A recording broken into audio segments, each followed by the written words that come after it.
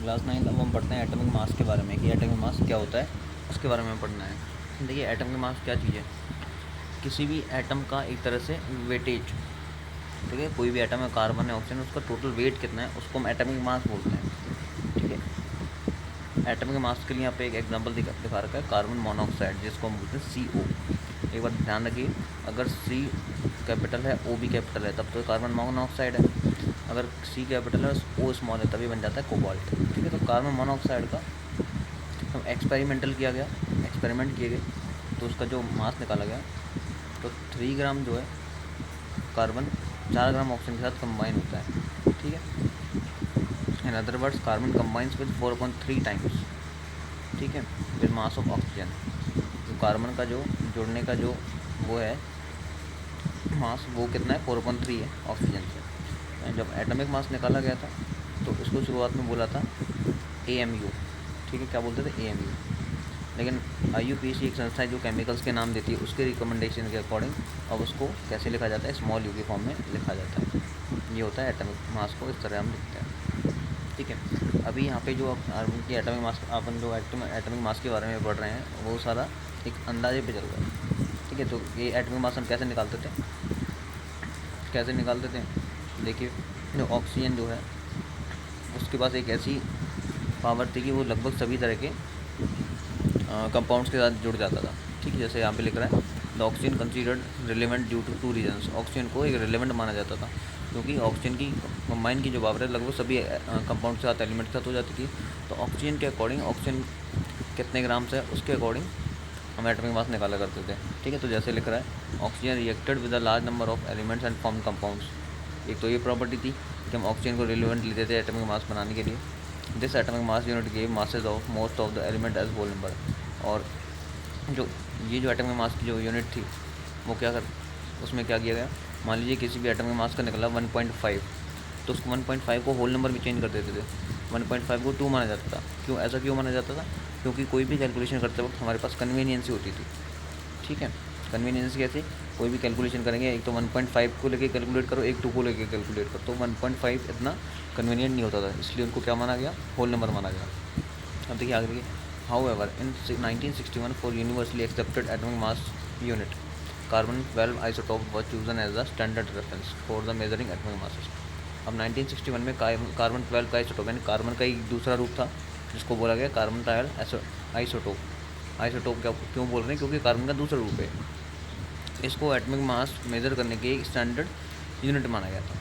ठीक है, इसके अकॉर्डिंग क्या था, one atomic mass unit is mass, one atomic mass is a mass unit equal to the exactly 1/12 the mass of the one atom of carbon 12। ठीक है, कोई भी एटॉमिक मास है वो कार्बन 12 के 1/12 के बराबर है, यानी किसी का भी जो एटॉमिक मास है उसका 1/12 क्या हो जाएगा, कार्बन 12, उसका 1/12 क्या हो जाएगा, कार्बन का एटॉमिक मास हो जाएगा।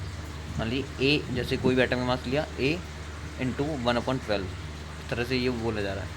ठीक है, तो इस प्रकार कार्बन 12 का लेकर के रिलेटिव एटॉमिक मास सबके निकाले गए।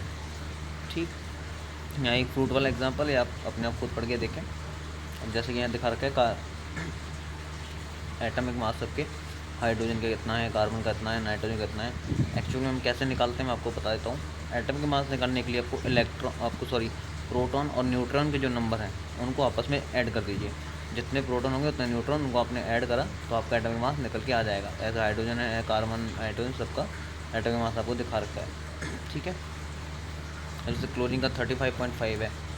कुछ एटॉमिक मास हम ऐसे क्यों निकालते हैं, 0.5 में कैसे आ रहा है, देखिए इसका भी एक रीज़न होता है। कुछ जैसे क्लोरीन है, क्लोरीन के सारे आइसोटोप्स लिए, तो उन आइसोटोप्स का हम क्या करते हैं, फिर एक एवरेज निकालते हैं। एवरेज निकाल के जो मास निकल के आता है फिर वो पॉइंट में निकल के आता है कई बार, तो उसको हम क्या बोल देते हैं, जैसे क्लोरीन का 35.5। अब हाउ डू एटम्स एग्जिस्ट, ये एटम्स है वो किस प्रकार से पाए जाते हैं। ठीक है, जैसे कि atoms of the most elements are not able to exist independently. Atoms form molecules and ions. These molecules और ions aggregate in large number to form the matter that we can see और feel or touch। Atoms है वो क्या है, independently freely नहीं पाए जाते। जैसे कार्बन, तो कार्बन फ्री नहीं मिलेगा, ये किसी दूसरी चीज़ के साथ आपको जुड़ा हुआ मिलेगा, कंबाइन करके मिलेगा। ये कंपाउंड के फॉर्म में आपको मिलते हैं, जैसे ऑक्सीजन, हाइड्रोजन। ऑक्सीजन जो है H2 के फॉर्म में, ऑक्सीजन एयर में मिलती है लेकिन मिक्स होकर मिलती है। तो इस प्रकार के जो एटम्स हैं आपको मिक्स्ड फॉर्म में मिलते हैं जो मैटर बनाते हैं, मैटर को आप टच कर सकते हैं। ठीक है, क्वेश्चन है, आप इनको देखें, बहुत ईजी से हैं। What is a molecule. देखिए मॉलिक्यूल क्या है, अभी आपने एटम पढ़ा, हम मॉलिक्यूल की बात करेंगे। देखिए दो या दो से ज़्यादा एटम केमिकली आपस में जुड़ जाते हैं, ठीक है, उसको हम क्या बोल सकते हैं, मॉलिक्यूल। मॉलिक्यूल किसी भी पार्टिकल का सबसे छोटा पार्ट हो सकता है, क्या हो सकता है, सबसे छोटा पार्ट। और ये इंडिपेंडेंट इसका एग्जिस्टेंस होता है, यानी कि फ्रीली ये पाया जाता है मॉलिक्यूल।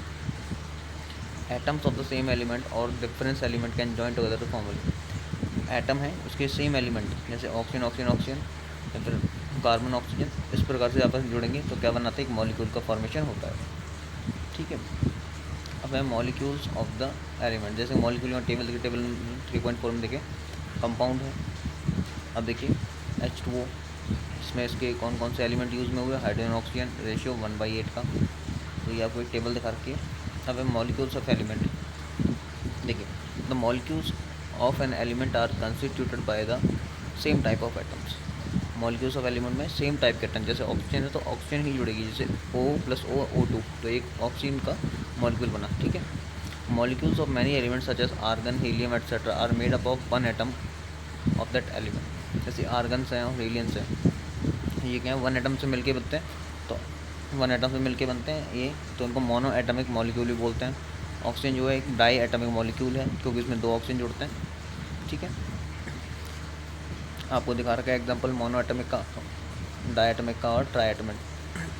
ट्राई में क्या होता है, ओजोन का एग्जांपल है। ओजोन का फॉर्मूला होता है O3, क्योंकि ओजोन जो है वो O3 फॉर्म में पाई जाती है, यानी कि ऑक्सीजन के 3 एटम जुड़ते हैं, तो ये ट्राई एटमिक मॉलिक्यूल का एग्जांपल है। डाई एटमिक में ऑक्सीजन O2 हो गया, ट्राई में O3 हो गया, और मोनो एटमिक में क्या हो गया, Ar और He, यानी कि आर्गन और हीलियम।